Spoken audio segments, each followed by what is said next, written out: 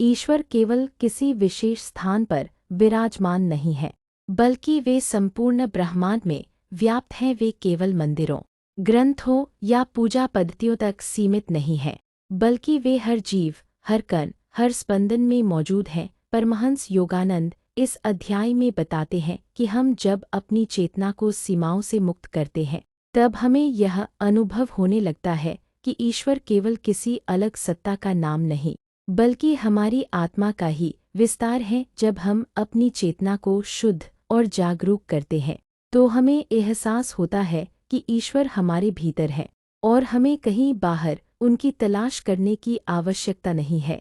ईश्वर की पहचान केवल तर्क से नहीं की जा सकती, बल्कि इसे अनुभव करना पड़ता है।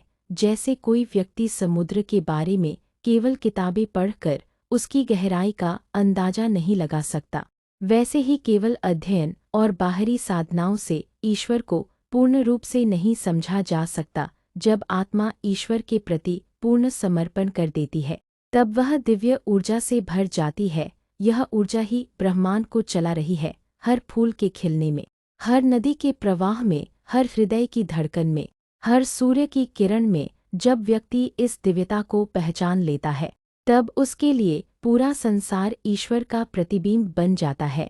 भगवद गीता में भगवान श्री कृष्ण कहते हैं कि मैं ही इस सृष्टि का कारण हूँ और मुझसे ही यह संपूर्ण जगत उत्पन्न हुआ है। इसका अर्थ यह है कि जो कुछ भी अस्तित्व में है, वह ईश्वर की शक्ति से ही प्रकट हुआ है। यह संपूर्ण ब्रह्मांड उसी दिव्य चेतना का विस्तार है, जिसे हम ईश्वर कहते हैं। लेकिन हम इस सत्य को समझ नहीं पाते, क्योंकि हमारी चेतना सीमित रहती है, हमारी दृष्टि केवल भौतिक चीज़ों तक सीमित रहती है और हम अपने भीतर छिपे अनंत सामर्थ्य को पहचान नहीं पाते।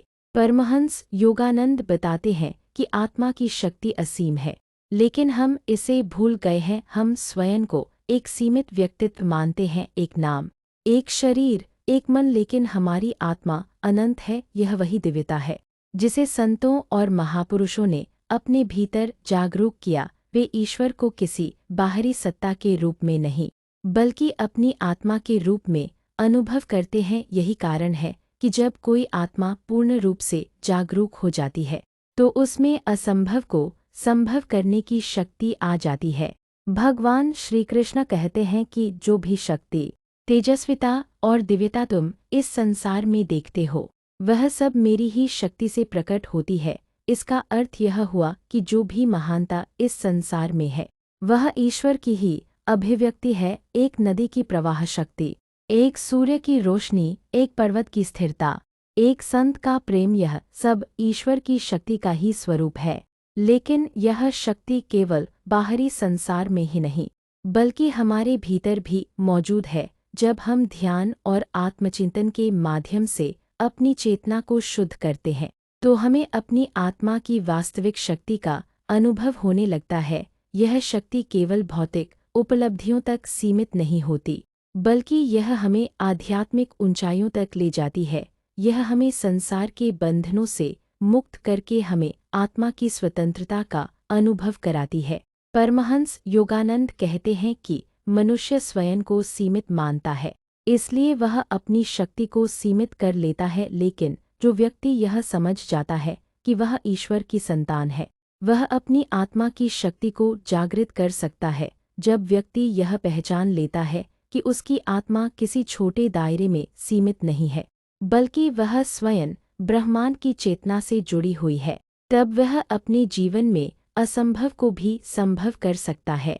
भगवान श्री कृष्ण कहते हैं कि जो मेरी शरण में आता है और मुझमें समर्पित हो जाता है, मैं उसे अपने दिव्य ज्ञान और अनुभव से परिपूर्ण कर देता हूँ। इसका अर्थ यह है कि जब हम अपने अहंकार और सीमाओं को छोड़कर पूरी तरह ईश्वर की शरण में जाते हैं, तब हमें वह दिव्य ज्ञान प्राप्त होता है जो हमें संसार की माया से मुक्त कर देता है। ईश्वर को पाने के लिए हमें अपनी चेतना को उठाना होगा। इसके लिए सबसे सरल तरीका है भक्ति और ध्यान। जब हम भक्ति के माध्यम से ईश्वर से जुड़ते हैं, तो हमें एहसास होता है कि ईश्वर केवल कोई कल्पना नहीं, बल्कि हमारे जीवन का वास्तविक अनुभव है। जब हम ध्यान के माध्यम से अपने भीतर उतरते हैं, तब हमें यह एहसास होता है कि ईश्वर कोई बाहरी सत्ता नहीं, बल्कि हमारी आत्मा का ही स्वरूप है। इस अध्याय में परमहंस योगानंद हमें यह सिखाते हैं कि ईश्वर को पाने का सबसे सरल तरीका है पूर्ण समर्पण और प्रेम। जब हम ईश्वर को केवल एक धारणा के रूप में नहीं, बल्कि एक सजीव शक्ति के रूप में देखने लगते हैं, तब हमें उनकी उपस्थिति का अनुभव होता है। यह अनुभव किसी भी बाहरी सुख से बढ़कर होता है।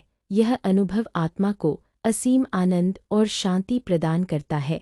भगवद गीता में भगवान श्री कृष्ण कहते हैं कि जो व्यक्ति मुझे अपने हृदय में धारण करता है और पूरी श्रद्धा के साथ मेरी उपासना करता है, मैं स्वयं उसे अपने दिव्य ज्ञान से प्रकाशित करता हूँ। इसका अर्थ यह है कि जब व्यक्ति अपने मन और हृदय को पूरी तरह ईश्वर के प्रति समर्पित कर देता है, तब उसे स्वयं ईश्वर का मार्गदर्शन प्राप्त होने लगता है। तो क्या आप भी अपनी आत्मा की वास्तविक शक्ति को जागरूक करना चाहते हैं? क्या आप भी ईश्वर को केवल एक बाहरी धारणा के रूप में नहीं, बल्कि एक जीवंत अनुभव के रूप में महसूस करना चाहते हैं? यदि हाँ, तो ध्यान और भक्ति के माध्यम से अपनी चेतना को ऊंचा उठाए। ईश्वर केवल उनका इंतजार कर रहे हैं जो प्रेम और श्रद्धा के साथ उन्हें पुकारते हैं। जब आप अपनी सीमाओं को छोड़कर अपनी आत्मा की शक्ति को पहचान लेते हैं, तब आपको एहसास होता है कि ईश्वर कहीं बाहर नहीं, बल्कि सदा से आपके भीतर ही थे।